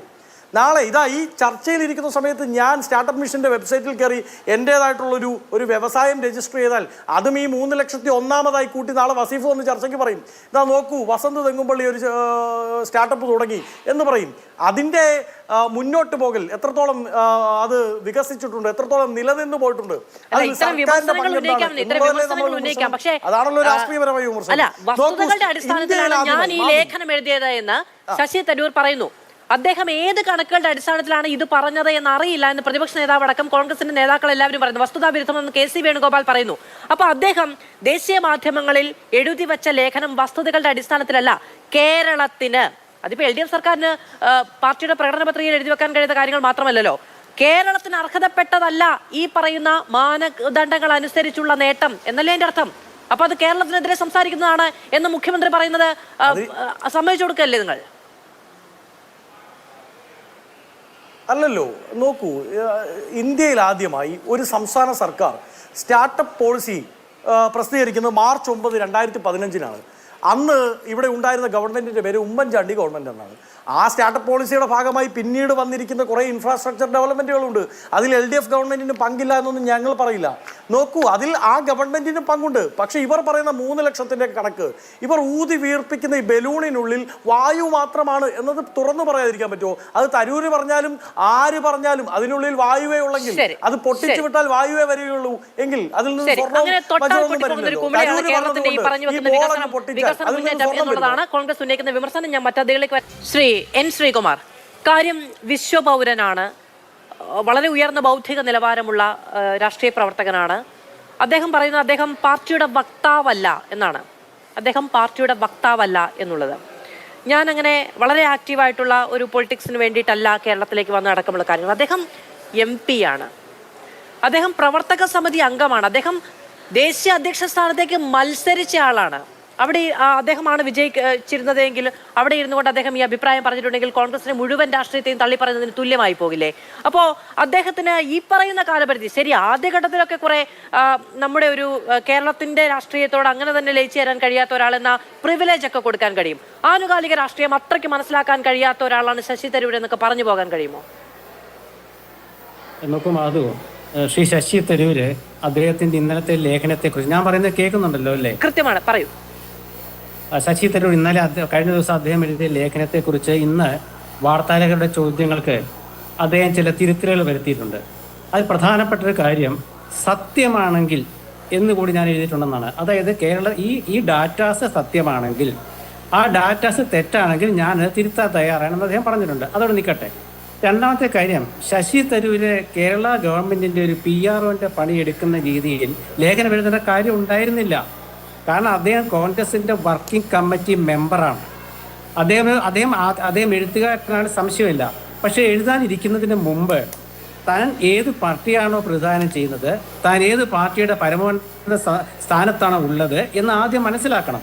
കാരണം ഇന്ന് എല്ലാ പത്രങ്ങളും, നിങ്ങളുടെ മാതൃഭൂമി പത്രത്തിന്റെ ഹെഡിങ് വാഴ്ത്തുപാട്ടെന്നാണ്. ഒരു കോൺഗ്രസ് പ്രവർത്തക സമിതി അംഗത്തിന്റെ ഒരു അഭിപ്രായത്തെ വാഴ്ത്തുപാട്ട് എന്ന് പരിഹസിക്കുന്ന രീതിയിലേക്ക് കാര്യങ്ങൾ എത്തിയില്ലേ? CPM മുഖപത്രം കൊടുത്തിരിക്കുന്നത് സർക്കാരിനെ പുകഴ്ത്തി, സർക്കാരിനെ വാഴ്ത്തി തരൂർ എന്നാണ്. അപ്പൊ സർക്കാരിനെ തരൂർ വാഴ്ത്തി എന്ന് പറയുമ്പോൾ തരൂർ എന്ന് പറഞ്ഞിട്ടുണ്ട്, ഞാൻ സർക്കാരിനെ വാഴ്ത്തിയില്ല, ഞാൻ സാമ്പത്തിക സ്ഥിതിയെക്കുറിച്ച് പറഞ്ഞില്ല, ഞാൻ ആകപ്പാടെ പറഞ്ഞത് സ്റ്റാർട്ടപ്പിനെ കുറിച്ചാണ്. അത് ഉമ്മൻചാണ്ടി അത് വായിക്കാൻ പോകുകയായിരുന്നു. ദേശാഭിമാനിയുടെ ആദ്യത്തെ വാർത്ത എന്ന് പറയുന്നത് വികസനം പ്രതിപക്ഷവും അംഗീകരിച്ചു എന്നുള്ളതാണ്. ശ്രീ N. ശ്രീകുമാർ, ഇതിന്റെ തുടക്കത്തിൽ ഞാൻ പറഞ്ഞത് തെരഞ്ഞെടുപ്പ് വർഷമാണ്. ഈ തെരഞ്ഞെടുപ്പ് വർഷത്തിൽ ഏറ്റവും ഉയരത്തിൽ പ്രചാരണ വേദികളിൽ CPM-ന് LDF-നൊക്കെ പറയാൻ കഴിയുന്ന ഒരു കാര്യം കോൺഗ്രസിന്റെ പ്രവർത്തക സമിതി അംഗം കൊണ്ടുപോയി കൊടുക്കുകയാണ്. അത് തിരിച്ചറിയാൻ കഴിയാത്ത തരത്തിലുള്ള രാഷ്ട്രീയ ബോധമില്ലായ്മ തരൂരിനുണ്ടെന്ന് ഞാൻ വിചാരിക്കുന്നില്ല. അല്ല, ഞാൻ അതാണല്ലോ പറഞ്ഞത്. അദ്ദേഹം ലേഖനം എഴുതിപ്പോയി. അതിന് വേറെ വലിയ വലിയ കാര്യങ്ങളൊന്നും ചിന്തിക്കേണ്ട. അദ്ദേഹം കോൺഗ്രസിന്റെ നേതാവ് തന്നെയാണ്, പ്രവർത്തക സമിതി അംഗം തന്നെയാണ്, അതൊക്കെ ശരി തന്നെയാണ്. പക്ഷെ പാർട്ടിയുടെ സമീപനമുണ്ട്, നയമല്ല കേട്ടോ, സമീപനമുണ്ട് ഒരു ഗവൺമെന്റിനോട്. ആ സമീപനം, ആ നിലപാട്, അതിനോട് യോജിക്കാൻ പറ്റാത്ത പ്രവർത്തക സമിതി അംഗം എന്ന പേരുദോഷം ശശി തരൂരിന് വന്നു. നിങ്ങൾക്ക് ഓർമ്മയുണ്ടോ, അർജുൻ സിംഗ് കോൺഗ്രസിന്റെ വൈസ് പ്രസിഡന്റ് ആയിരുന്ന കാലത്ത് നരസിംഹറാവു പ്രധാനമന്ത്രി ആയിരുന്നപ്പോൾ ചില അഭിപ്രായ ഭിന്നതയുണ്ടായി. അദ്ദേഹത്തെ നരസിംഹറാവു മാറ്റി വിടുന്നത്. രണ്ടാമത്തെ, കോൺഗ്രസിന്റെ നിലപാടും നയമൊക്കെ കൃത്യമായിട്ട് അറിയുന്ന ഒരാളാണ് വർക്കിംഗ് കമ്മിറ്റി മെമ്പർ. ആ ആള് കേരളത്തിലെ കോൺഗ്രസിനെ പ്രതിസന്ധിയിലാക്കുന്ന ഒരു ലേഖനം എഴുതാൻ പാടില്ലായിരുന്നു. മാത്രമല്ല, ഇന്ന് ശശി തരൂര് ഒരുപാട് കാര്യങ്ങളിൽ തിരുത്തിയിട്ടുണ്ട്. അദ്ദേഹം പറഞ്ഞത്, ഞാൻ പറഞ്ഞ കാര്യം അത് കേരള ഗവൺമെന്റിനെ പ്രശംസിക്കലല്ല, പക്ഷെ അദ്ദേഹം എന്ത് ന്യായീകരണം നടത്തിയാലും ശരി CPM-ന്റെ കയ്യിൽ ഒരു വടിയായിട്ട് അത് കിട്ടി. അതായത് CPM-നെ സംബന്ധിച്ചിടത്തോളം അവർക്കിപ്പോൾ, നമുക്ക് എല്ലാവർക്കും അറിയുന്ന കാര്യമാണ് കേരളം വ്യവസായ സൗഹൃദ സംസ്ഥാനമല്ല എന്ന് എല്ലാവർക്കും അറിയുന്ന കാര്യമാണ്. പക്ഷേ അങ്ങനെയാണ് എന്ന് കോൺഗ്രസ് പ്രവർത്തക സമിതി അംഗം ഒരു ലേഖനത്തിൽ അദ്ദേഹത്തിന് കിട്ടിയ ഡാറ്റ സത്യമാണെങ്കിൽ എന്ന് അദ്ദേഹം തിരുത്തിയത് വലിയ കാര്യമാണ്. അപ്പൊ സത്യം അല്ലെങ്കിൽ അദ്ദേഹം നാളെ മാറ്റി പറഞ്ഞിട്ടുണ്ട്. പക്ഷെ അപ്പോഴും നമുക്ക് പറയാനുള്ളത് ഒരു കോൺഗ്രസിനോട് താല്പര്യമുള്ള ഒരു പത്രപ്രവർത്തകൻ എന്ന നിലയ്ക്ക് എനിക്ക് പറയാനുള്ളത്, ശശി തരൂർ എഴുതാനിരിക്കുമ്പോൾ കേരളത്തിലെ UDFും കോൺഗ്രസും നടത്തുന്ന ഗവൺമെന്റിന്റെ തെറ്റായ കാര്യങ്ങൾ ചൂണ്ടിക്കാണിക്കുന്ന സമര പരിപാടികളെങ്കിലും മനസ്സിലാലോചിക്കണം. കോൺഗ്രസ് പ്രവർത്തകരുടെ വികാരം മനസ്സിലാലോചിക്കണം. അല്ലാണ്ട് ഒരു ഗവൺമെന്റിന്റെ കേരള ഗവൺമെന്റിന് ഇപ്പൊ എന്താണ് ഒരു PRO വർക്ക് പോലെ ആയില്ലേ സത്യത്തിൽ അത്. കാരണം കേരള ഗവൺമെന്റിന്റെ ഇൻഫർമേഷൻ ഡിപ്പാർട്ട്മെന്റ് ഉണ്ട്, അതല്ലാണ്ട് കാശ് കൊടുത്ത് സ്വകാര്യമായിട്ട് അവർ ആളുകളെ വെക്കുന്നുണ്ട്. അതിനിടയ്ക്ക് കോൺഗ്രസ് പ്രവർത്തക സമിതി അംഗത്തിന്റെ സപ്പോർട്ട് ആവശ്യമില്ല. ആ സപ്പോർട്ട് എന്തായാലും കോൺഗ്രസിന് വിരുദ്ധമായി മാറി. ഒന്നത്. രണ്ടാമത്തെ കാര്യം, ഇവിടെ CPMന്റെ പ്രതിനിധി ശ്രീ വസീഫ് ഒരു തെറ്റായ ഒരു കാര്യം പറഞ്ഞു. AK ആന്റണി UDFിന് ചെയ്യാൻ പറ്റാത്ത കാര്യം എന്താ? ശ്രീ വസീഫ് പറയുമ്പോൾ മുഴുവൻ പറയണം. UDF ഭരിക്കുന്ന കാലത്തൊരു വ്യവസായം കൊണ്ടുവന്നാൽ അവിടെ ചുമന്ന കൊടി ഉയർത്തും ആര്? CITU. അതാണ് ആന്റണി പറഞ്ഞത്. അത് മനസ്സിലാക്കുക. കിൻഫ്ര കൊണ്ടുവന്ന ആരാണ് സുഹൃത്തെ? AK ആന്റണിയുടെ കാലത്തല്ല, അത് ആദ്യം മനസ്സിലാക്കുക. ഉമ്മൻചാണ്ടിയുടെ കാലത്താണ് സ്റ്റാർട്ടപ്പുകൾ തുടങ്ങിയത്. ആദ്യത്തെ ഗ്ലോബൽ മീറ്റ് നടത്തിയത് AK ആന്റണിയാണ്, പിന്നീട് നടത്തിയത് ഉമ്മൻചാണ്ടിയാണ്. ഇതൊക്കെ മനസ്സിലാക്കുക. ഇവിടെ നടക്കുന്നതല്ല. ഇവിടെ പ്രശ്നം എന്താണെന്ന് വെച്ചാൽ ശശി തരൂരെ, അദ്ദേഹം ഒരു എഴുത്തുകാരനാണ്, അദ്ദേഹത്തിന് കിട്ടിയ ഡാറ്റകൾ, ആ ഡാറ്റ ശരിയാണെന്ന് ചോദിച്ചാൽ തെറ്റാണെന്ന് പ്രതിപക്ഷ അസംബ്ലി പറഞ്ഞപ്പോൾ മന്ത്രി രാജീവിന് ഉത്തരവുണ്ടായില്ല. കോവിഡ് കാലത്ത് ഇവർ പറഞ്ഞ ഡാറ്റ എന്തായിരുന്നു മാധു? കോവിഡ് കാലത്ത് എന്തൊക്കെ ഡാറ്റാസ് ഇവർ കൊടുത്തിരുന്നത് ഒക്കെ നുണയാണെന്ന് മനസ്സിലായില്ലേ? ഇപ്പൊ അന്വേഷണം നടക്കുകയല്ലേ വേറെ ചില കാര്യങ്ങളില്. അപ്പൊ അതുകൊണ്ട് ഒരു കോൺഗ്രസിന്റെ പരമോന്നത സമിതിയിലിരിക്കുന്ന ആള് എഴുതാൻ പേന എടുക്കുമ്പോൾ കോൺഗ്രസ് പ്രവർത്തകരുടെ വികാരവും മനസ്സിലാക്കണം. അത് മാത്രവുമല്ല, അദ്ദേഹം പറഞ്ഞിട്ടുണ്ട്, അദ്ദേഹത്തിന് PK കുഞ്ഞാലിക്കുട്ടി വ്യക്തമായിട്ട് മറുപടി കൊടുത്തപ്പോൾ അദ്ദേഹം പറഞ്ഞിട്ടുണ്ട്, ഞാൻ അങ്ങനെയെങ്കിൽ ഞാൻ അടുത്ത തവണ എഴുതുവന്ന്. ഇവിടെ ഒരു കാര്യം ഞാൻ പറഞ്ഞുതരാം, ഒറ്റക്കാരോട് പറയാം. അതായത് കുറച്ചു കാലം മുമ്പ് ഇദ്ദേഹം ഒരു മാളിന്റെ ഉദ്ഘാടനത്തിനെങ്കിൽ കേരളത്തിലെ വ്യവസായ അന്തരീക്ഷത്തെക്കുറിച്ച് പറഞ്ഞു. അന്ന് CPMകാർ പറഞ്ഞു പിണറായി വിജയനെ പുകഴ്ത്തിക്കൊണ്ട് ലേഖനം എഴുതുന്നത്. ശശി തരൂർ തിരുത്തി. മാത്രമല്ല അദ്ദേഹം പറഞ്ഞു, ഞാൻ പറഞ്ഞത് CPMകാരൻ അഭിനന്ദിക്കുന്നുണ്ടെങ്കിൽ അത് കാപട്യമാണെന്ന് അദ്ദേഹം ഒറ്റക്കാരുടെ പറഞ്ഞ് അവസാനിപ്പിക്കാം. അതായത് ശശി തരൂരെ പറഞ്ഞ കാര്യങ്ങൾ അത് കോൺഗ്രസിന്റെ നിലപാടിന്റെ വിരുദ്ധമായ സ്ഥിതിക്ക് അദ്ദേഹം നാളെ അത് തിരുത്തി അദ്ദേഹത്തിന്റെ നിലപാട് ഇന്ന് മയപ്പെടുത്തിയ പോലെ അത് പൂർണ്ണമായും അദ്ദേഹം തിരുത്തി എഴുതുമെന്നാണ്. മുൻ വ്യവസായ മന്ത്രി PK കുഞ്ഞാലിക്കുട്ടി തന്നെ ഇതിനെ പ്രതിരോധിക്കാൻ രംഗത്ത് വന്നു. കാക്കനാട് കുറുക്കം മെഞ്ഞിരുന്ന സ്ഥലമാണ്, അതിന് UDF ആണ് മാറ്റം വരുത്തിയത് എന്നുള്ളതാണ് അദ്ദേഹം പറയുന്നത്. അതുപോലെ തന്നെ ഏറ്റവും പ്രധാനപ്പെട്ട ഒരു കാര്യം, ഇതിപ്പോ നോക്കൂ, P രാജീവ് സമാനമായ കാര്യങ്ങളിൽ ദേശീയ മാധ്യമങ്ങൾക്ക് കൊടുക്കുന്ന ഇന്റർവ്യൂവിൽ അദ്ദേഹം പറയുന്ന ഒരു കാര്യമുണ്ട്. ഈ മാറ്റങ്ങൾ വരുത്തുക എന്ന് പറയുന്നത് ഒരു രാത്രി ഇരുട്ടി വെളുക്കുമ്പോൾ നടക്കുന്ന ഒരു കാര്യമല്ല, അതിലൊരു എഫോർട്ടുണ്ട്. അത് ആ എഫോർട്ടിന്റെ ഫലമാണ് നമുക്ക് ഇപ്പോൾ കിട്ടിയിരിക്കുന്നത് എന്നുള്ള കാര്യങ്ങളിലടക്കം. അപ്പോൾ ആ എഫോർട്ട് എടുത്തത് ഈ പറയുന്ന 5 വർഷക്കാലം കൊണ്ട് മാത്രമായ ഗുണഫലം എന്ന നിലയ്ക്ക് കാണുന്നില്ല കോൺഗ്രസും. അവർക്ക് സ്വാഭാവികമായും അതിൽ അവകാശവാദങ്ങളൊക്കെ ഉണ്ട്. പിന്നെ ഈ പറയുന്നത് പോലെ ഈ ഏത് മുന്നോട്ട് വരവാണെങ്കിലും അതിന് കാലഘട്ടം ഒരു വലിയ കാര്യമാണല്ലോ. നമ്മൾ വിവിധ മേഖലകളിൽ, ഈ പറയുന്ന അടിസ്ഥാന സൗകര്യ വികസന മേഖലകളിൽ, സാങ്കേതിക സൗകര്യ വികസന മേഖലകളിലൊക്കെ കാലം ആർജിക്കുന്ന ഒരു മുന്നോട്ട് പോക്കുണ്ടല്ലോ, അതുകൂടി ഇന്ധനമാകും അല്ലെ. അപ്പോൾ സ്വാഭാവികമായും 89 കൊല്ലക്കാലം എന്ന് പറയുന്നത് രാജ്യത്ത് തന്നെ വലിയ മാറ്റങ്ങൾ വന്ന ഒരു സമയമാണ്. അത് രാഷ്ട്രീയമായല്ല ഞാൻ പറയുന്നത്, ലോകത്തെമ്പാടും വന്ന സാങ്കേതിക മാറ്റങ്ങളുടെ കൂടി ഗുണഫലം ഉൾക്കൊള്ളാൻ ഒരു സർക്കാരിന് കഴിഞ്ഞു എന്ന് പറയുന്നത്. അതാണ് ഞാൻ നേരത്തെ പറഞ്ഞത്. P രാജീവ് ആ എഫോർട്ടിനെ പറ്റി വിശദമായി പറയുന്നുണ്ട് എന്നുള്ള കാര്യം.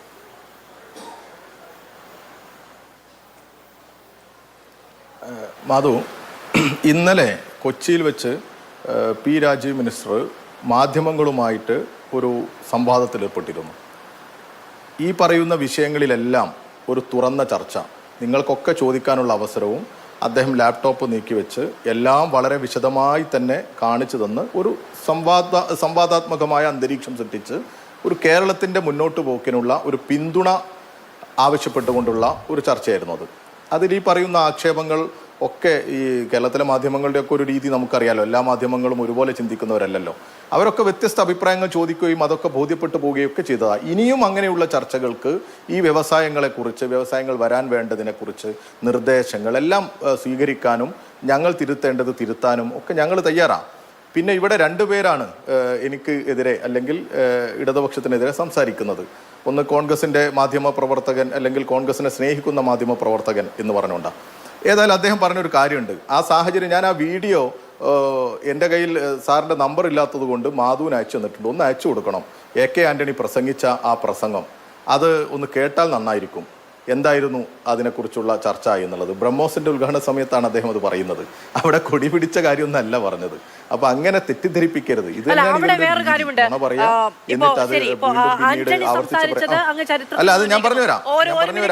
അല്ല, ആന്റണിയെ പോലെ 2 മിനിറ്റിൽ ഇത് തുടങ്ങുകയല്ല, മിനിറ്റുകൾ കൊണ്ട് പൂട്ടിക്കെട്ടിക്കലാണ് CPM സാധാരണഗതിയിൽ ചെയ്യുന്നത്. ചർച്ചയുടെ തുടക്കത്തിൽ വസന്ത് എടുത്ത് പല കാര്യങ്ങൾ പറയുന്നുണ്ട്. കണക്കിന്റെ കാര്യത്തിലൊന്നും നമുക്കൊരു തർക്കത്തിനും ഇടമില്ലാതെ നിങ്ങൾ തന്നെ പറഞ്ഞതുപോലെ CPM-നെ AK സെന്ററിൽ നിന്ന് അടിച്ചിറക്കുന്ന ഒരു കണക്കല്ല, ദേശീയ നിലവാരത്തിലുള്ള ഒരു കണക്കാണ്. പക്ഷേ സാഹചര്യങ്ങൾ പലത് ചൂണ്ടിക്കാണിക്കുക എന്ന് പറയുന്നത് പ്രതിപക്ഷ ധർമ്മമാണല്ലോ. അതെ, അത് ചൂണ്ടിക്കാണിക്കുന്നതിന് ആരാ എതിർപ്പ് പറയുന്നത്? അങ്ങനെ എവിടെയെങ്കിലും എന്തെങ്കിലും സംഭവങ്ങൾ ഉണ്ടെങ്കിൽ അതൊക്കെ കൂട്ടായി പരിഹരിക്കണം എന്ന് തന്നെയുള്ള തുറന്ന സമീപനമാണ് ഞങ്ങൾ സ്വീകരിക്കുന്നത്. എല്ലാ കാലത്തും അങ്ങനെ സ്വീകരിച്ചിട്ടുണ്ട്. പിന്നെ ഈ PR വർക്കിനെ കുറിച്ചൊക്കെ പറയുകയാണ് ഇവർ. ആരാ PR വർക്ക്? ഇവരൊക്കെ സംസാരിക്കുന്നത് ഇപ്പോൾ കനകലു കോൺഗ്രസ് കമ്മിറ്റി എന്ന് പറയുന്ന കോൺഗ്രസ് കമ്മിറ്റിയിൽ ഇരുന്നോണ്ടല്ലേ. എന്നിട്ട് PR വർക്കിനെ കുറിച്ച് പറയുക. PR വർക്ക് നടത്തിയിട്ടാണോ ഈ റാങ്കിങ്ങിലൊക്കെ ഇടം നേടുക? കോൺഗ്രസ് കേന്ദ്രം ഭരിച്ചിരുന്ന സമയത്ത് കേരളം ഭരിച്ചിരുന്നവരല്ലേ ഈ കോൺഗ്രസ്? എന്നിട്ട് ഈ നേട്ടങ്ങളൊന്നും ഉണ്ടായിട്ടില്ലല്ലോ. ഞാൻ അങ്ങനെ ഒരു തലത്തിലേക്ക് ഈ ചർച്ച കൊണ്ടുപോകണമെന്ന് ആഗ്രഹിച്ച ആളല്ല. പിന്നെ സ്റ്റാർട്ടപ്പ് എന്താണ് എന്ന് ദയവ് ചെയ്തൊന്ന് മനസ്സിരുത്തി പഠിക്കണം. എന്താണ് സ്റ്റാർട്ടപ്പ്? സംരംഭകങ്ങളുടെ എല്ലാ സംരംഭങ്ങളുടെയും പട്ടികയിലേക്ക് സ്റ്റാർട്ടപ്പുകളെ കൊണ്ടുവരരുത്. അതിലല്പം വ്യത്യാസമുണ്ട്. സ്റ്റാർട്ടപ്പുകളെ കുറിച്ചൊരു ഗ്ലോബൽ പഠനമുണ്ട്. ഗ്ലോബൽ സ്റ്റാർട്ടപ്പ് എക്കോസിസ്റ്റം റിപ്പോർട്ടുണ്ട് 2024 പുറത്തു വന്നത്. അതുകൂടി നിങ്ങൾ ഈ ഒരു അവസരത്തിൽ നോക്കണം. ഞാൻ ഈ ഒരു സാഹചര്യത്തിൽ വസന്തിനെ പോലുള്ളവരൊന്ന് പരിശോധിച്ചോട്ടെ എന്ന് കരുതിയിട്ട് പറയാം. അതിലെ ഈ കോമ്പൗണ്ട് ആനുവൽ ഗ്രോത്തിൽ കേരളത്തിൻ്റെ റേറ്റ് 254 254% ആണ് കേരളത്തിൻ്റെതുള്ളത്. എന്നാൽ ആഗോള ശരാശരി ഗ്ലോബൽ ആവറേജ് എത്രയെന്നറിയോ? 46% 46%. അത് ഈ GSER എന്ന് പറയുന്ന ഈ ആഗോളതലത്തിൽ നടത്തുന്ന സ്റ്റാർട്ടപ്പുകളുടെ ഈ ഒരു വളർച്ചയിൽ കാണിക്കുന്ന വളർച്ച പരിശോധിക്കുന്ന ഒരു കണക്കാണ്. അതിലും കേരളം വലിയ മുന്നേറ്റമാണ് ഉണ്ടാക്കുന്നത് സ്റ്റാർട്ടപ്പുകളുടെ കാര്യത്തിൽ. ഇപ്പോൾ സംരംഭങ്ങൾ ഇപ്പോൾ നേരത്തെ പറഞ്ഞതുപോലെ അത് ബ്യൂട്ടി പാർലറുകളാവട്ടെ, ഹോട്ടലുകളാവട്ടെ, അങ്ങനെയുള്ള സംരംഭങ്ങൾ, തൊഴിൽ തുടങ്ങുന്ന സംരംഭങ്ങളാകട്ടെ, ഇതൊക്കെ തുടങ്ങുമ്പോൾ അത് സംരംഭകത്വ വർഷം എന്നുള്ള നിലയ്ക്ക് ഇതൊക്കെ നമ്മുടെ കണക്കിൽ വരുന്നു. ആ സംരംഭങ്ങളുടെ പട്ടികയെല്ലാം P. രാജീവ് മിനിസ്റ്റർ തുറന്നു കാണിച്ചതാണ്. അതിലൊന്നിൻ്റെ കുറവുണ്ട്. എൻ്റെ നാട്ടിലെ ഈ ഇവർ പറഞ്ഞതുപോലെ കോടിപ്പീടിക, വസന്തിൻ്റെ നാട്ടിലെ കോടിപ്പീടിക തുറന്നിട്ടില്ല, തുറക്കാൻ പോകുന്നതേ ഉള്ളൂ. നമുക്ക് ചർച്ച ചെയ്യാന്നേ. അത് വേണമെങ്കിൽ 3 ലക്ഷത്തിൽ നിന്ന് 1 വേണമെങ്കിൽ കുറക്കാം. ചിലപ്പോൾ അപ്പുറത്ത് 1 കൂടിയിട്ടുണ്ടാകും വസന്തേ. നമ്മളിവിടെ പൊതുവായി ചർച്ച ചെയ്യുന്നത് എന്താ? പൊതുവായി ചർച്ച ചെയ്യുന്നത് കേരളത്തിന് ഈസ് ഓഫ് ഡൂയിങ് ബിസിനസ്സിൽ റാങ്ക് 1 കിട്ടിയിട്ടുണ്ട്. അത് നിങ്ങളുടെ ഒരു നേതാവ്, ഞങ്ങളുടെ പോളിറ്റ് ബ്യൂറോ മെമ്പർ അല്ല, നിങ്ങളുടെ AICC പ്രസിഡന്റ് ആവാൻ മത്സരിച്ച ഒരു നേതാവ്, നിങ്ങളുടെ MP, തിരുവനന്തപുരത്തെ MP, അദ്ദേഹത്തിൻ്റെ അറിവിനെക്കുറിച്ചും അദ്ദേഹത്തിൻ്റെ പഠനത്തെക്കുറിച്ചും അവതരണ ശൈലിയെക്കുറിച്ചും ഒന്നും ആർക്കും ഒരു എതിരഭിപ്രായമില്ല. ഒരു പ്രസംഗത്തിൽ പറഞ്ഞു പോയതല്ല. ഇന്ത്യൻ എക്സ്പ്രസിന് കൊടുത്ത ഒരു ലേഖനത്തിൽ, ഒരു ലേഖനം കൊടുക്കുമ്പോൾ എത്ര ആവർത്തി അത് പരിശോധിച്ചിട്ടുണ്ടാകും, അത് ക്രോസ് ചെക്ക് ചെയ്തിട്ടുണ്ടാകും. അങ്ങനെ പ്രിന്റഡായി വന്ന ഒരു ലേഖനത്തിലെ ഒരു അഭിപ്രായത്തെക്കുറിച്ചാണ് നിങ്ങൾ ഇങ്ങനെ വല്ലാതെ അസ്വസ്ഥരാകുന്നത്. അത് നിങ്ങൾ അങ്ങനെ അസ്വസ്ഥരാകണ്ടെന്നേ. നമുക്ക് ഒന്നിച്ച് ഈ കേരളത്തിന്റെ മുന്നേറ്റത്തിന് അണിനിരക്കാം നെയ്. നമ്മളിപ്പോൾ കേന്ദ്ര ഗവൺമെന്റിന്റെ തെറ്റായ നയങ്ങൾക്കെതിരെ നിങ്ങളുടെ നേതാവ് പറഞ്ഞു, നമുക്ക് ഇപ്പോൾ കുറേ കാലങ്ങൾക്ക് ശേഷം പറയാം, ഈ കേന്ദ്ര ഗവൺമെന്റ് പണം തരാത്തതിനെ കുറിച്ച് നമുക്ക് ഒന്നിച്ച് ഇടപെടാൻ, സമരം ചെയ്യാം. ഞങ്ങൾ ഈ കേന്ദ്ര ഗവൺമെന്റ് ഞങ്ങളെ തകർക്കുന്നതും ഞങ്ങൾക്ക് പണം തരാത്തതിനെ കുറിച്ചും ചർച്ച ചെയ്യാനും സമരം ചെയ്യാനും ഇവരൊക്കെ ക്ഷണിച്ചതാ. എന്നിട്ട് ഡൽഹിയിൽ പോയി സമരം ചെയ്യാൻ നടത്തിയതാ ഞങ്ങൾ. അന്ന് AAPയുടെ നേതൃത്വം ഞങ്ങളോടൊപ്പം സമരത്തിൽ പങ്കെടുത്തു. തമിഴ്നാട് ഗവൺമെന്റിന്റെ പ്രതിനിധികൾ ഞങ്ങളുടെ സമരത്തിൽ പങ്കെടുത്തു. അങ്ങനെയൊക്കെ കേന്ദ്ര ഗവൺമെന്റിനെതിരെയുള്ള സമരം നടത്തി ഇവർ ഞങ്ങളെ തകർക്കുന്നു. ഞങ്ങളെ എന്ന് മീൻസ് നമ്മെ തകർക്കുന്നു. കേരളത്തിന് ആവശ്യമായ പണം തരുന്നില്ല എന്നൊരു വിഷയമൊക്കെ നമ്മൾ ഒരു ഭാഗത്ത് ഉന്നയിക്കുന്നുണ്ട്. അതിനൊക്കെ ഇടയിലാണ് ഇങ്ങനെയുള്ള നേട്ടങ്ങൾ ഉണ്ടാകുന്നത്. നമ്മൾ സ്വയം ഒന്ന് എണീറ്റ് നിൽക്കാൻ പരിശ്രമിക്കുകയാണ് കേരളം. അതിനെ നിങ്ങൾ ഇങ്ങനെ ആക്ഷേപിച്ച് മുന്നോട്ട് പോകരുത്. പിന്നെ നിങ്ങൾ ഇൻഫോ പാർക്കിനെ കുറിച്ചൊക്കെ പറഞ്ഞു.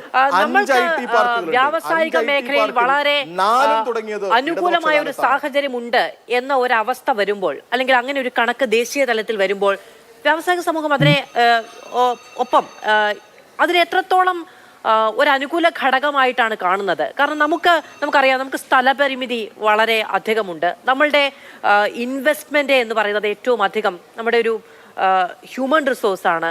അങ്ങനെയുള്ള പല പരിമിതികൾ നമുക്കുണ്ട്.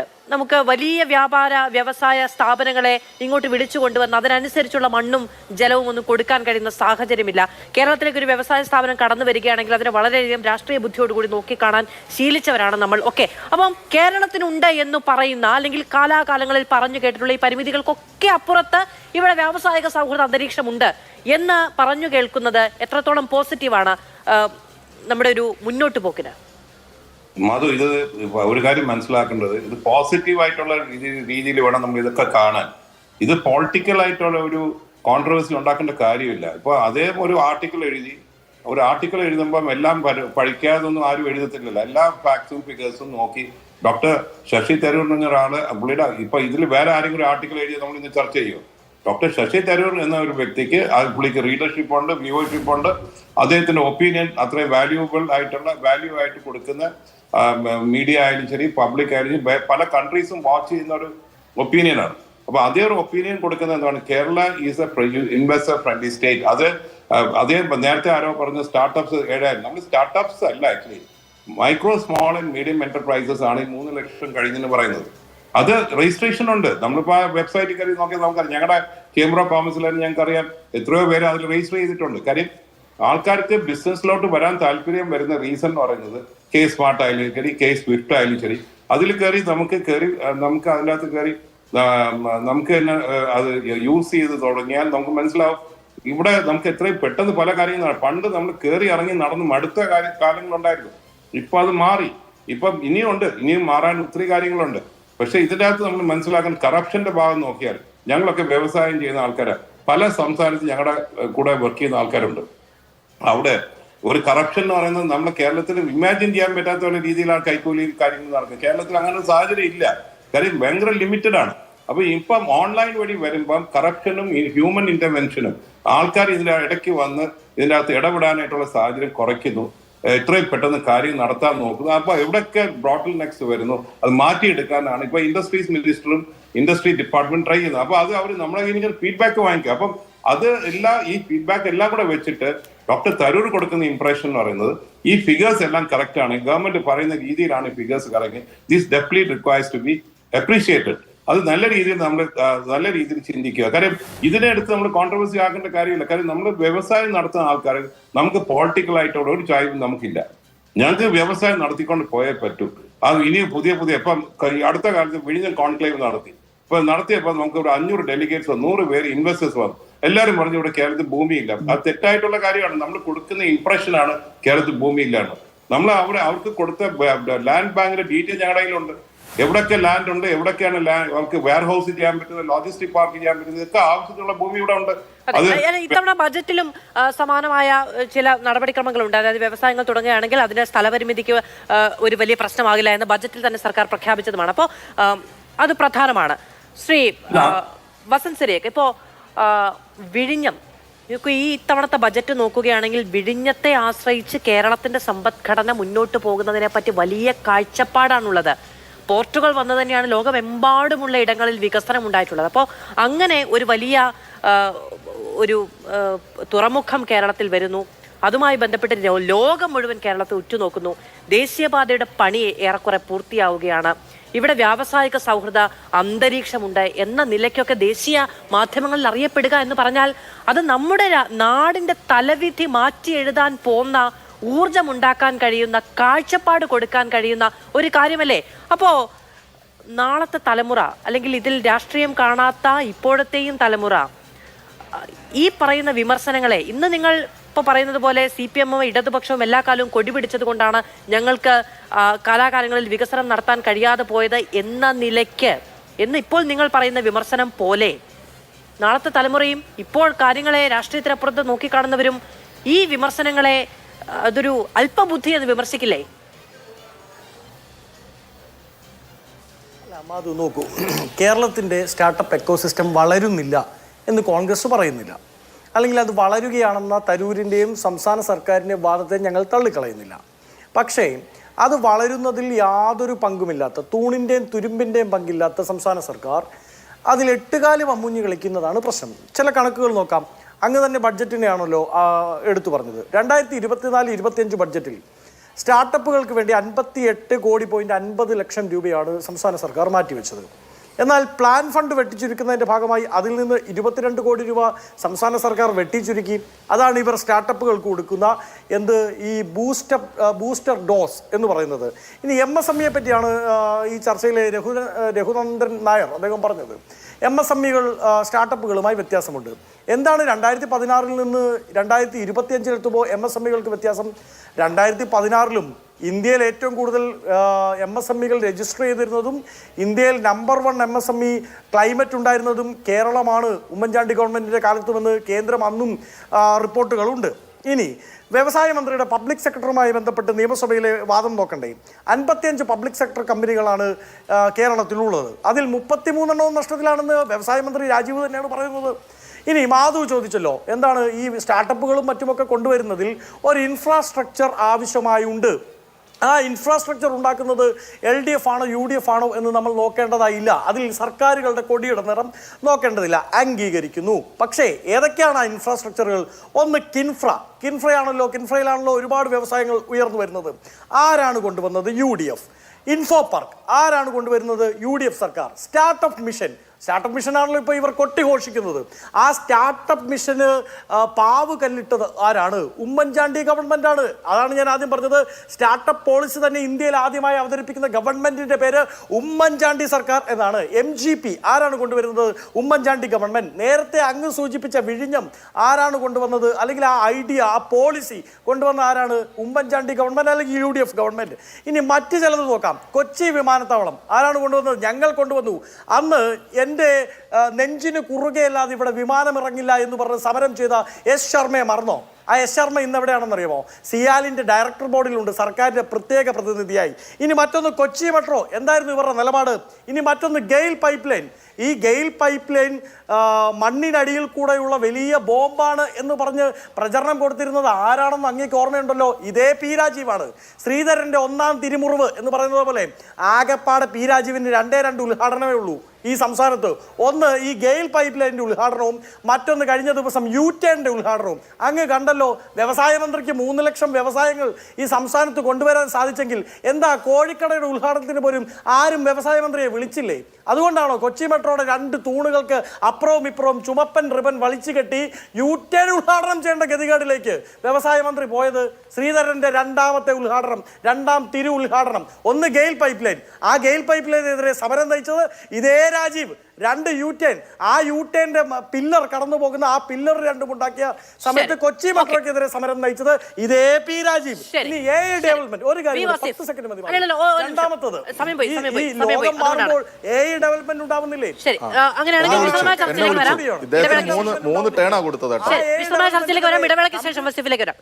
ശ്രീ V. വസീഫ്, അങ്ങനെ കേരളത്തിന്റെ വികസനത്തിന് ഇരുമ്പിന്റെ തുരുമ്പിന്റെ പങ്കില്ലാത്തൊരു സർക്കാരാണോ ഈ അവകാശവാദം ഉന്നയിക്കുന്നത്? UDF സർക്കാരിന്റെ കാലത്ത്, ഉമ്മൻചാണ്ടി സർക്കാരിന്റെ കാലത്ത് ദീർഘവീക്ഷണത്തോടെ മുന്നോട്ട് വെച്ച പദ്ധതികൾക്ക് അന്ന് കൊടി പിടിച്ചിട്ട് ഇന്ന് അതിന്റെയൊക്കെ അവകാശവാദം ഉന്നയിക്കുക മാത്രമാണോ സർക്കാർ ചെയ്യുന്നത്? ഈ ഉമ്മൻചാണ്ടിയെ കുറിച്ച് നമ്മുടെ നാട്ടിൽ എല്ലാവർക്കും അറിയാം. ഈ കടിച്ചിട്ട് പോകുന്ന ഒരു അസുഖമുണ്ടല്ലോ, ആട് പ്ലാവിലെ കടിച്ചിട്ട് പോകുന്ന പോലെ എന്ന് പറയാറുണ്ട്. അതുപോലെ കടിച്ചിട്ട് പോകുന്ന ഒരു സ്വഭാവം അന്ന് UDFനുണ്ട്. എല്ലായിടത്തും പോയി എങ്ങനെയെങ്കിലും ഫോട്ടോ എടുക്കുക, എങ്ങനെയെങ്കിലും ഞങ്ങൾ ചെയ്തു എന്ന് വരുത്തുക, അതിനുവേണ്ടി തറക്കല്ലിട്ട് പോവുക. അതിൻ്റെ അപ്പുറത്ത് ഇച്ഛാശക്തിയോടുകൂടി ഇതിലേത് പ്രൊജക്റ്റാണ് മുന്നോട്ട് കൊണ്ടുപോകാൻ ഇവർ പരിശ്രമിച്ചത്? ഈ ഗെയിൽ പൈപ്പ് ലൈനിൽ ഇപ്പൊ ഇവർ പറഞ്ഞ ഈ ഗെയിൽ പൈപ്പ് ലൈൻ ഇവർ ആവർത്തിച്ച് പറയണം. ഇവർ കോഴിക്കോട് ജില്ലയിൽ ഏറ്റവും വളരെ അടുത്ത് നമുക്കറിയാം. അവിടെ റോട്ടിൽ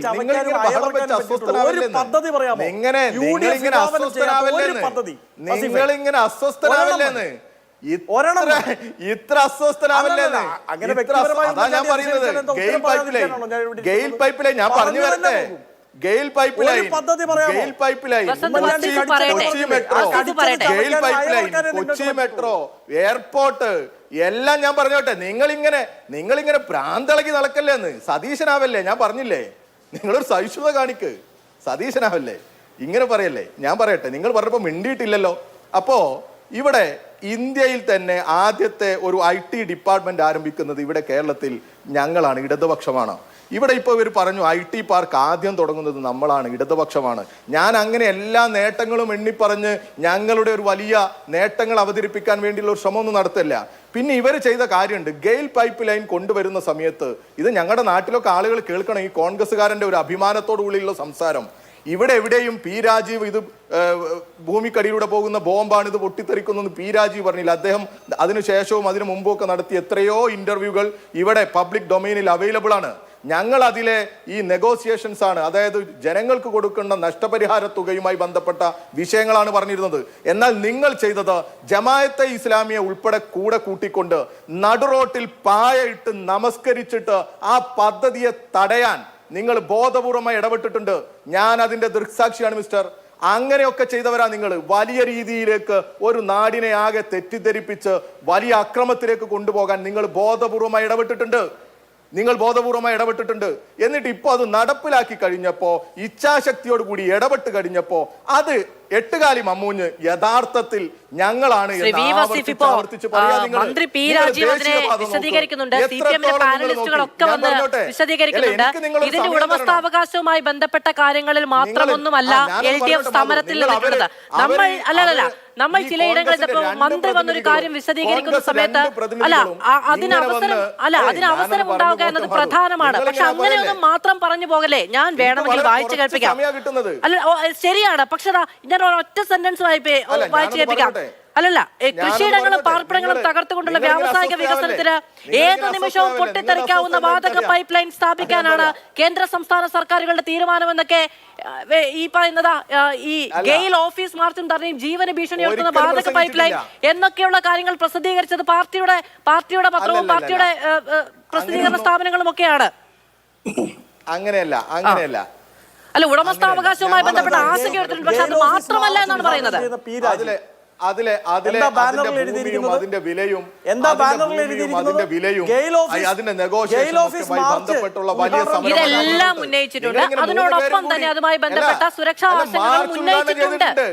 മാർച്ച് ഉദ്ഘാടനം ചെയ്തില്ല എന്ന് പറയുന്നുണ്ടോ? നിങ്ങൾ പായായിട്ട് നമസ്കരിച്ചിട്ടുണ്ട്, ഞാൻ കണ്ടതാണ്. പായായിട്ട് നമസ്കരിച്ചിട്ടുണ്ട്. ഈ ജമാഅത്തെ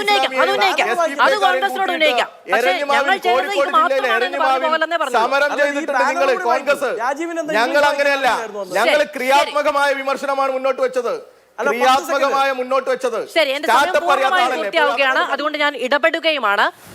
കേരളം വികസനത്തിൽ രാജ്യത്തൊന്നാമതാണ് എന്നുള്ളത് കേരളത്തിന്റെ അഭിമാനമാണ്. കേരളത്തിന് മുന്നോട്ട് പോയേ മതിയാവുകയുള്ളൂ. നമ്മുടെ വിഭവങ്ങൾ എത്ര ചുരുങ്ങിയതാണെങ്കിലും പരിമിതികൾ എത്ര വലുതാണ് എന്നിരുന്നാൽ പോലും മുന്നോട്ട് പോയേ മതിയാവുകയുള്ളൂ. കാരണം നമ്മുടെ മുന്നോട്ടുള്ള വികസനത്തിന് നമ്മൾ തന്നെ വഴി കണ്ടെത്തണം എന്ന കൃത്യമായ ബോധ്യം ഈ പറയുന്ന ബജറ്റുകളിലൂടെ കടന്നു വരുമ്പോൾ നമ്മുടെ മുന്നിലേക്ക് വലിയ ചോദ്യചിഹ്നമായി വരുന്നുണ്ട്. കടമെടുത്ത് മാത്രം നമുക്ക് മുന്നോട്ട് പോകാൻ കഴിയില്ല എന്നുള്ളത് വ്യക്തമാണ്. അതുകൊണ്ട് തന്നെ പുതിയ സാധ്യതകളെ നമ്മൾ കൊണ്ടുപോകേണ്ടതുണ്ട്. അത് വലിയ സാധ്യത നൽകുന്ന ഒരു കാര്യമാണ് നമുക്ക് ഒന്നാം സ്ഥാനത്തേക്ക് വരാൻ കഴിഞ്ഞു എന്നുള്ളത്. അത് ദേശീയ മാധ്യമത്തിൽ ഒരു ക്രെഡിബിലിറ്റിയുള്ള വിശ്വാസ്യതയുള്ള ആളുടെ ഭാഗത്തു നിന്ന് വരുമ്പോൾ അതിനെ രാഷ്ട്രീയ ബുദ്ധിയെ മാത്രം കാണണമോ എന്നൊരു ചോദ്യം ഉയർന്നു തന്നെ നിൽക്കുകയും ചെയ്യുന്നു.